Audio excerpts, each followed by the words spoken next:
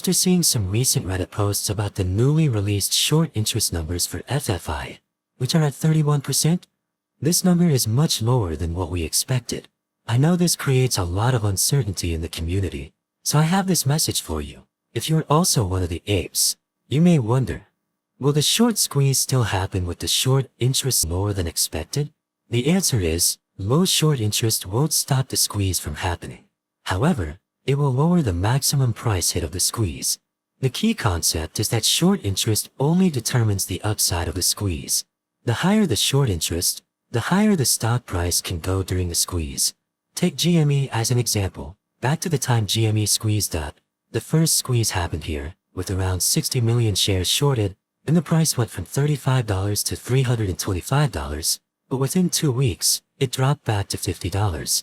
So let's see what happened after a huge drop in GME short interest, with only around 16 million shares left shorted in February 2021, which is a quarter compared to the original. The price of GME still squeezed up from $52 to $220 in March 2021, while only consuming an additional 4 million shares for the short interest. What's happening? Why does the short squeeze still occur strongly even with lower short interest? It's really all just about the confidence of the buy side. If we hold, we squeeze. Now we know that as long as there is a good amount of short interest outstanding, there's no need to worry too much. Instead, we as the buy side should focus on the major battleground, the $1 defense. We are in a war, and we must think like our enemy, understanding what's in their mind to plan the correct strategy. Imagine you're a hedge fund that shorted FFIE at 10 cents, and now the stock is at $1. What do you want? To cover your shorts position now to stop the loss? Or to wait and hoping to win again? They wouldn't want to lose 10x from the deal. Not only will they avoid buying back the stock to cover the short, but they will also continue pushing the price down, aiming to press it back to 10 cents or lower to win back their short sell deal and recover all their losses. So what can we expect to happen in the future?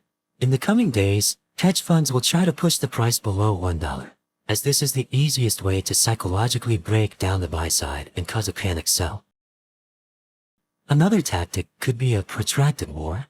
After FFIE holds above $1 for 10 trading days, the buy side will lose a clear target of what to do. At that time, hedge funds could still slowly lower the price of FFIE and cover the short at a much better price for them. However, this strategy also comes with significant risks. First, they need to pay high interest as the cost of not returning the stocks. The longer the stock price doesn't go down, the more uncomfortable their position will be. Also, since it's not just one hedge fund shorting the stock, if they need to cover, they don't want to be the last one doing it, as the last one will face much higher prices like $10 or $20. So, on the one hand, they will want to launch a protracted war, but on the other hand, hedge funds will mind game each other. If anyone betrays and do the short cover, they will step on each other and squeeze up the price. Finally, I have some personal opinions about FFIE. Many people compare FFIE and GME. One major point of view is that GME has a concrete business and a solid company, while FFIE is just a meme. I don't think so.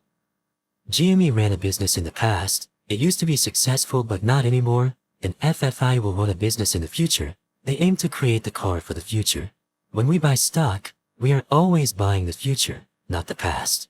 In my opinion, FFIE has so much potential as a company. Look at this car. It is amazingly cool. I also want to point out some hard facts. If you look at the PB ratio of FFIE, it is 0.19.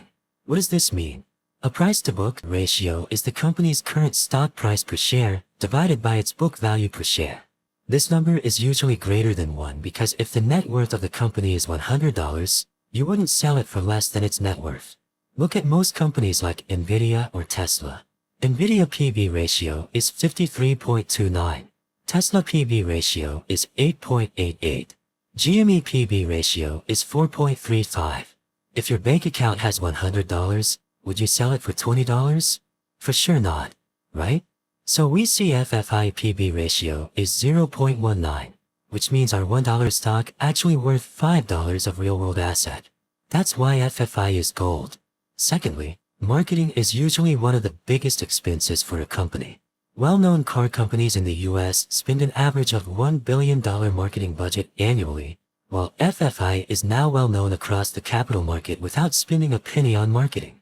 This brand value is immense. Exactly why you are here watching this video, because you already know the brand of FFI, and you want to know more about FFI. This branding effect is huge, and will definitely affect their sales when they launch. The third reason FFI looks really good is because of that man. YT Jiao was once among the top 100 richest men in China. People used to discuss him on the same level as Jack Ma. He has the talent and charisma to achieve great things. And this guy is now all in on FFI. This gives strong confidence to the buy side about the company. In conclusion, when I talk about Diamond Hands FFI, I really mean it. Real diamond.